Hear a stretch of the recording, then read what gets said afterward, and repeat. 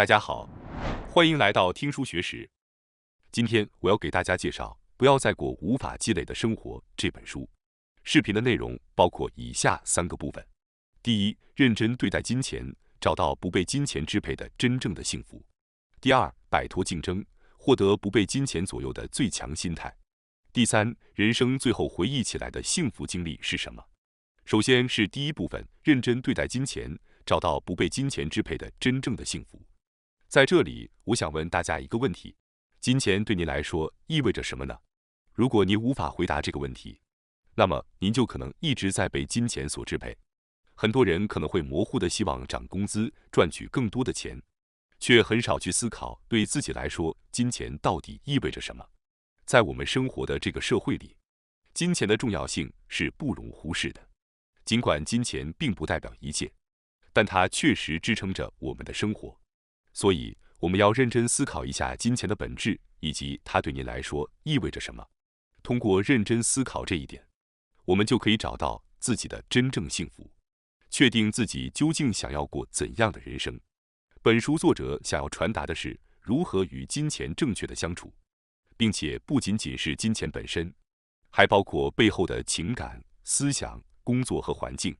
如果我们能够正确理解这些，并认真对待金钱，那么我们就能逐渐增加财富。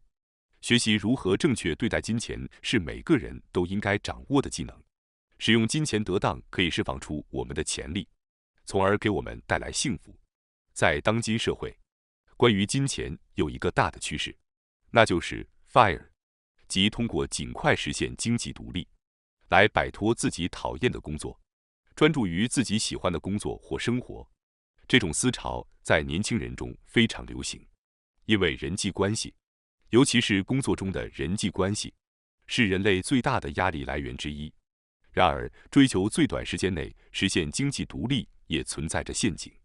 过于急迫的心情会让我们陷入焦虑，心灵会变得贫瘠。为了快速去积累财富，我们可能会过度工作，实行极端的节约，这会让我们心力交瘁，甚至会导致身体或心理的问题。此外，追求快速积累财富也需要我们放弃很多现在的幸福。即便我们再怎么努力，也很难在最短的时间内实现经济独立，这是个不争的事实。因此，本书的目的并不是为了最快速的实现经济独立，而是通过一种长期的战略，在享受生活的同时，逐步在精神上、时间上和经济上获得自由。如果追求最短最快速的方法，往往会带来各种问题，但如果采取长远的眼光，很多人都能够轻松实现经济独立。作者在2021年达到了所有生活费都由资产收入来支撑的状态，也就是实现了经济独立。但他用了7年的时间才达到这个状态。可能有人会觉得用7年时间实现经济独立也很快了，认为作者是个了不起的精英。但实际上，在几年前，作者的年收入仅为138万日元，而且没有任何存款，处于人生的最低谷。作者经历了社会的残酷，曾经的梦想也破灭了。在他20多岁时，作者从事着学习辅导班的销售工作，这是一份完全以成果为导向的工作。为了达成业绩，他的工作时间非常长，每天都疲惫不堪。而且在这个经常被他人拒绝的行业里，作者的内心也在不断的消耗，使得身体本就不好的他，体质变得越来越差，几个月就得去1次医院。由于没有时间的余裕，他非常渴望睡眠时间，饮食也非常不健康，经常吃超市的熟食、便利店的便当和外卖。他的钱很快就花光了，再加上医疗费用，存钱和保持健康的生活对他来说简直就是一种奢望。作者没有时间和精力来管理家庭的开支，几乎每天都在长时间的工作，下了班草草吃完饭就去睡觉，醒来后又开始继续第2天的工作。这一切都是为了赚钱。他陷入了麻木和思考停止的状态。为了提高工资，作者换了2次工作，但都未能坚持够半年。最终，他的存款耗尽了。他每天都在为钱而发愁，满脑子都是赚钱的问题，生活完全被工作和金钱所支配。疲惫不堪的他，每天都无法愉快地迎接早晨，过得很郁闷，完全丧失了斗志。他每天都在想，我到底该怎么办呢？但始终没有找到答案。许多人可能像作者一样，虽然在努力学习和思考，但仍然找不到答案。后来，在一个偶然的机会中，作者通过舍弃物品，成为了一个极简主义者，从而彻底改变了他的人生。那么，为什么成为极简主义者会带来如此大的变化呢？因为减少物品不仅改变了与物品的关系，也改变了与金钱和时间的关系，从而改变了他的行为和习惯。许多人可能正处于困境，看不到未来，每天都在苦恼。很多人无法行动，是因为他们背负的太多，不知道该如何放手。减少一些东西，才能获得行动的体力和勇气。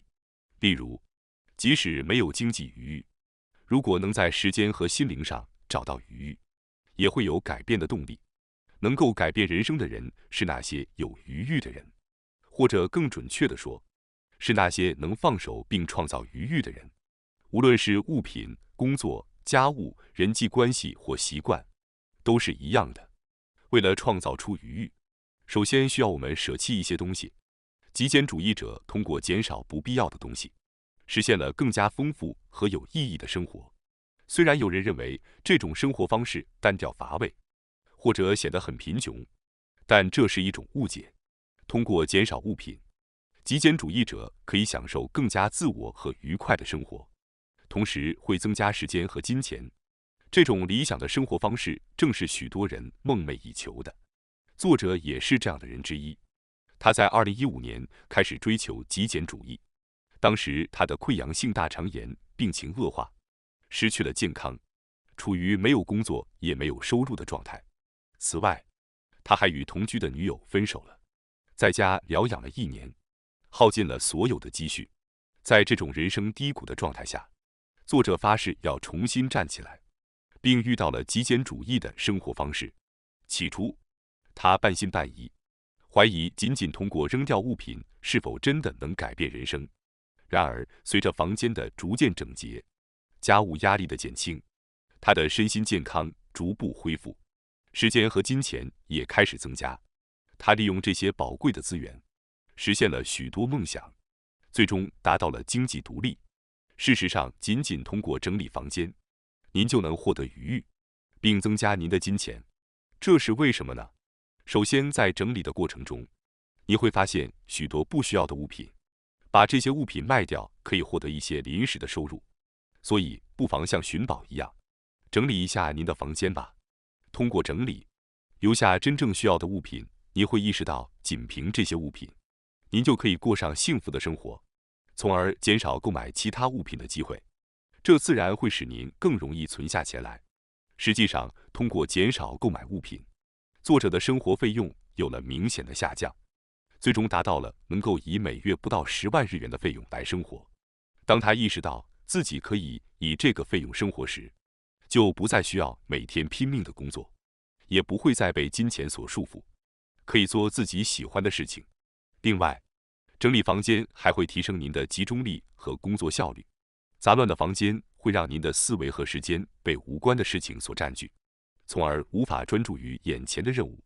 相反，在整理房间后，您可以全神贯注于眼前的任务，集中力和工作效率都会大幅度提升，自然也更容易赚钱。通过整理房间和减少物品，您还能获得时间上的余裕。利用这些宝贵的时间，您可以开展副业，获得额外的收入。而且在物品减少后，您所需要的房间面积也会减少，从而可以节省房租。因此，大家不妨从整理自己的房间开始，体验一下这种生活方式的改变。当前的您可能被各种责任和任务压得喘不过气来，处于超负荷的状态。通过放下这些重担，您的心情会变得轻松，压力也会逐渐减轻。这并不是夸大其词，减少物品确实可以减轻您所面临的许多烦恼。事实上，您拥有的物品中有80%到90%在日常生活中并不需要，因此，从放下这些不需要的物品开始，整理您的环境。通过放下不需要的物品，您会逐渐发现自己的理想和真正想要的东西，会让您获得愉悦，拥有更多的时间，内心也会平静下来。这样，您就能看清楚真正需要的东西和您真正渴望的生活。通过放下物品以及不必要的人际关系、任务和日程，您会不断问自己真正想要的是什么。这意味着放下物品和整理房间，表面上看起来是无关紧要的事情，但实际上是了解自己、追求内心的极有益的行为。在杂乱的房间和思维中，你很难想出理想的生活是什么。因此，首先要整理环境，创造余裕，这是发现理想生活和真正幸福的第一步。接下来是第二部分，摆脱竞争，获得不被金钱左右的最强心态。相信现在很多人都被金钱所困扰，被金钱支配着生活。许多人常常会想，如果能不为金钱烦恼的话，那么生活该有多美好。然而，同时也有很多人认为，除非是超级富豪，否则不可能摆脱金钱的束缚。但作者告诉我们，事实并非如此。虽然我们无法过上奢侈的生活，但如果能相对自由地做自己喜欢的事情，也是一种富足的生活方式。这正是极简主义的生活理念。通过减少不必要的物品，生活变得更加简约和宽裕。你会明确自己真正想要做的事情，并集中精力和金钱去实现它。很多人在花钱时并没有深思熟虑，所以总是感觉钱不够用。而极简主义者则只把钱花在真正想做的事情上，因此不会因为缺钱而放弃喜欢的事，也不会因为缺钱而不得不做自己不喜欢的工作。即使不是富豪，他们也能轻松放弃那些不愉快的事或讨厌的工作，把喜欢的事情放在生活的中心。因此，他们的生活中会减少很多与金钱相关的压力。此外，通过极简主义的生活方式，比如把每月的生活费控制在10万日元以下，你会发现精神上会非常安定，因为知道只需这么少的钱就足以生活，即使做便利店的兼职也能够应付生活，不用担心无路可走，这样就自然会非常安心。许多人会因为担心钱不够用，无法支付房租或维持生活而焦虑不安，但如果能用不到10万日元来生活的话，这种担心就不复存在了。同时，你也会从需要大量赚钱的压力中解脱出来。曾经我们常常被灌输一个观念，认为赚更多的钱才会更幸福，因此我们大多数人都会努力工作，去赚更多的钱。每天的生活也是围绕着金钱来打转。现如今，通过电视和社交媒体，我们很容易看到一些成功人士，他们宣称能够年收几亿、创业成功等等，这进一步强化了这种赚钱越多越好的观念。然而，我们不断努力的工作，赚更多的钱，最终得到的只是更多用不上的物品和更大的压力。为了摆脱被金钱左右的生活，我们需要暂时跳出赚钱越多越好的思维模式，重新审视自己的生活。我们每个人都在一定程度上被金钱所束缚着，和同事竞争业绩，与对手拼搏，在年收入和资产上与别人比较，这些都是很常见的经历。然而，这种无休止的竞争也让很多人感到疲惫不堪。即便在竞争中取得了胜利，也会面临着别人的嫉妒和排挤，更不用说总有更成功的人存在，这会使我们陷入无尽的竞争之中。举个例子，假设有个 A 先生，他一直梦想年收能达到1000万日元，于是拼命工作达成了目标。接下来他又看到周围有年收1500万日元的人，于是继续拼命工作，牺牲了健康和人际关系，甚至减少了睡眠时间，终于达成了年收1500万日元的目标。然后他又看到了年收3000万日元的人，于是继续拼命工作，直到达成年收3000万日元的目标。接下来他又看到了年收入1亿日元的人，如此循环往复。最终他可能要与亚马逊的杰夫、贝索斯和特斯拉的埃隆·马斯克这样的巨头去竞争。A 先生拼尽全力达到了年收入3000万日元，已经是一个非常优秀的人了。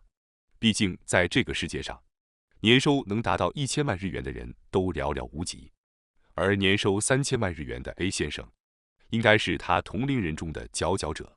然而，金钱的竞争是没有上限的。现在通过社交媒体，我们也能轻易看到那些年轻有为、财富丰厚的人。比起这些人，我们可能会觉得自己还差得很远，并因此会陷入无休止的竞争中去。但这样的生活真的能称之为幸福吗？ A 先生为了达到年收3000万日元，牺牲了自己的健康和睡眠时间。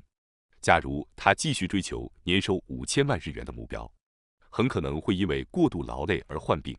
长期如此，他的健康肯定会出问题。此外，忙碌的没有时间去花钱，这样的生活意义何在？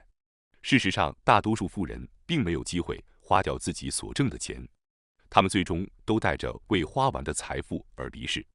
被无尽的竞争所困扰的人，他们的大脑里不断接受到“我不能输，赚的钱还不够”的信息，这种压力非常巨大。无论我们赚了多少钱，买了多么豪华的车和房子，拥有多少财富和地位，总是会觉得还不满足，总觉得自己还没有赢。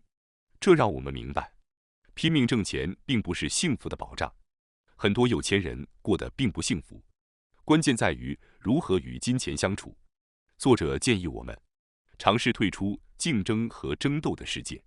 如果您现在觉得在竞争社会中感到疲惫，暂时休息一下可能是个不错的选择。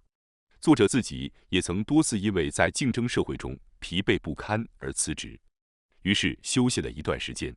这段经历让他开始寻找不必与他人竞争的生活方式。他意识到，人只需要为自己而活，把喜欢的事作为工作，赚取刚好超过生活所需的钱，这样就足够了。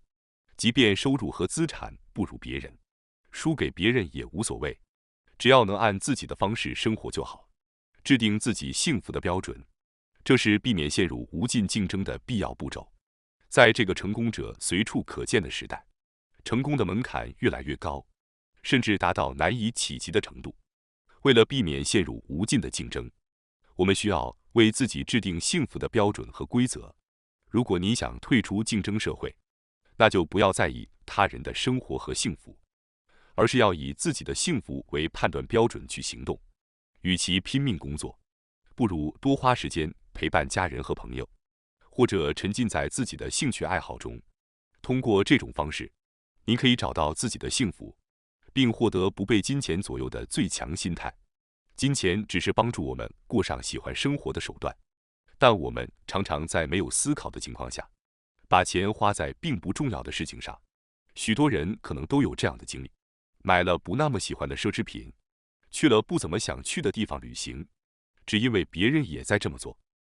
而通过养成极简主义的思维方式，我们可以找出什么是真正让我们幸福的，并集中资源去实现这些事情。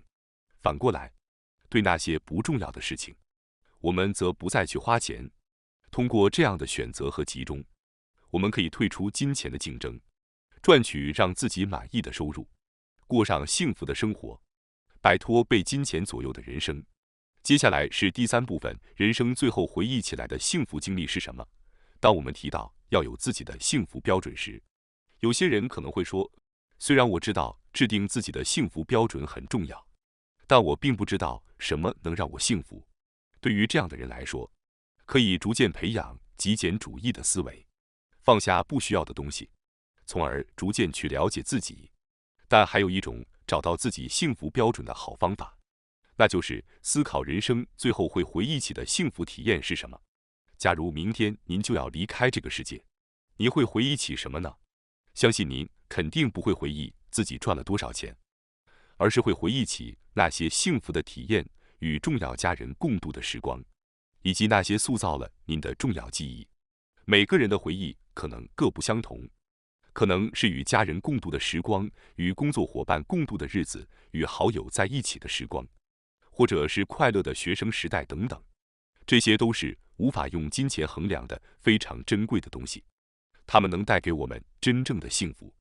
因此，请大家试着写下那些你会回忆起的记忆，然后重新审视这些记忆，写下您的感受，并以此作为制定自己幸福标准的线索。最后，我要谈一下通过慢生活来清除杂念、整理心情的重要性。忙碌的日子会让我们的心灵变得混乱不堪，各种杂念和思绪可能让您的心情变得一团糟。这时候，请尝试通过慢生活来整理一下心情。